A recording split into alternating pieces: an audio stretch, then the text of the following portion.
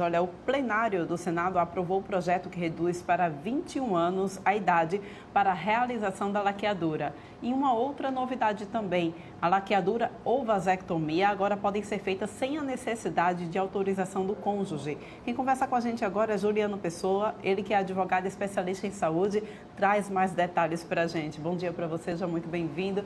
Uma vitória, eu faço essa leitura, é uma vitória para todo mundo, né? Todo mundo sai ganhando.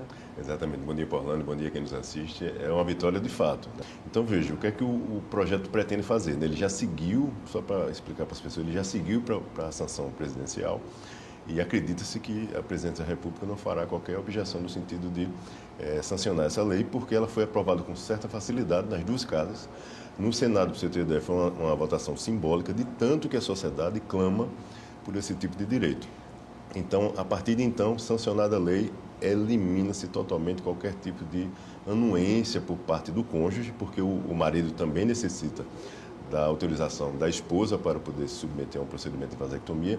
E eu acho que a sociedade tem evoluído muito e rapidamente. Essa lei, para você ter ideia que vai ser alterada, é a lei que versa sobre o planejamento familiar no nosso país. Ela é de 96, não é uma lei tão antiga, mas ela já ficou obsoleta em alguns pontos, né? Porque não se concebe mais que nos dias atuais ambos, né, tanto o marido como a esposa, têm que pedir autorização para dispor de um desejo seu, do seu próprio corpo e da sua vida, né? Então é isso que não se concebe mais realmente.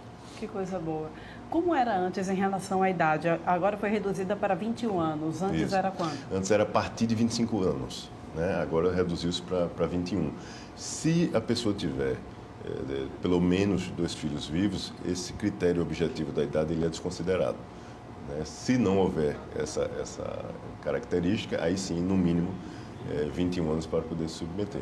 É outro ponto também que se observou no sentido de que cada vez mais as pessoas têm uma consciência maior, amadurecem mais cedo e não se precisaria aguardar tanto tempo, ou seja, até 25 anos para poder se ter esse tipo de escolha, até porque muitas vezes algumas mulheres são mães mais jovens, né? Precocemente em alguns casos, então, ou seja, não tem sentido ela ficar até determinada idade para poder fazer esse tipo de escolha. Com certeza. E olha, a proposta, no entanto, ela exige uma antecedência de 60 dias da comunicação sobre o desejo de fazer o procedimento, não é isso? Tem que ter essa comunicação antes. Exatamente, esse é um tema bastante interessante porque trata da manifestação de vontade. Isso já existia na legislação, tá? Só será mantido. E o que é que isso quer dizer? A mulher que desejar, ou o homem que desejar submeter esse tipo de procedimento de esterilização, ele deve ou ela deve comunicar isso no mínimo 60 dias antes do procedimento. No caso da mulher, ela tem outro benefício hoje, por Orlando também, que não se tinha até então, que é o benefício de poder submeter esse procedimento de laqueadura simultaneamente ao procedimento de parto. Exatamente. Já no momento do parto, a mulher já pode, então, manifestar essa vontade. Ela manifesta com os 60 dias, isso aí permanece, ela tem que cientificar a equipe profissional, né, que irá conduzir o seu parto, com 60 dias de antecedência, mas o procedimento poderá ser realizado simultaneamente, ou seja, logo após o parto. Isso era vedado pela legislação até então. Nossa. E aí veja o que é que a gente tinha na prática. Ela tem que se submeter a um novo procedimento cirúrgico, a um novo internamento, riscos inerentes a qualquer internamento que a gente tem, além da questão também de você conseguir reduzir com isso a ocupação de leitos hospitalares, que é outra preocupação, especialmente no SUS. Então, acho que traz um benefício como um todo. Baseada se o parto fosse normal, mas infelizmente aqui no Brasil a gente tem um aumento, a quantidade de partos cesarianas que a gente tem é superior à quantidade de partos por vias naturais, né? E muito, né? A Organização Mundial de Saúde recomenda um número muito menor do que nós temos no país. Com certeza. De cesarianas.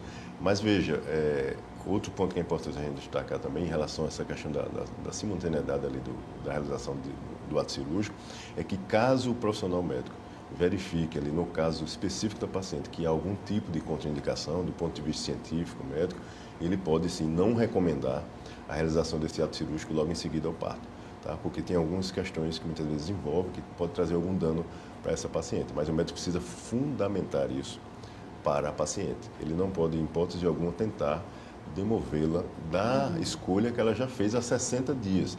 Né? Eu chamo esses 60 dias de período de reflexão.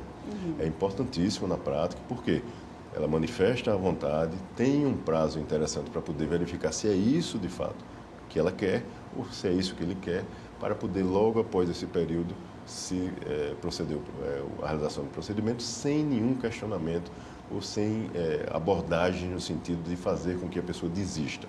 Tá? Para isso, para você ter ideia, em paralelo existe, Orlando, um sistema de regulação de fecundidade, né, que já existia na legislação também, que assiste essas pessoas quando elas manifestam a vontade de passar por esse tipo de procedimento.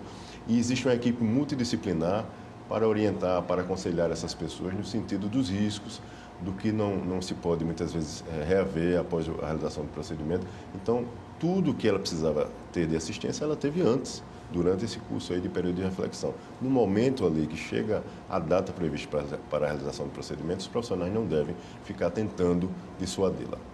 A gente só espera que isso realmente seja de fato o que vai acontecer, né?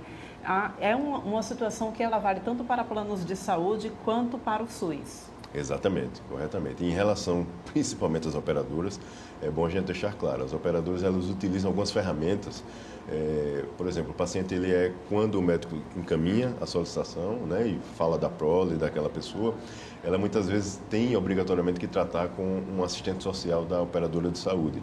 Isso pode até ser feito do ponto de vista de aconselhamento, de assistência, mas isso não pode ser uma objeção para que a operadora tente postergar a realização desse procedimento. Muito obrigada pela tua participação aqui no nosso programa. A gente volta a se encontrar em outra oportunidade, tá bom? Obrigado, bom dia para todos. Bom dia para você também.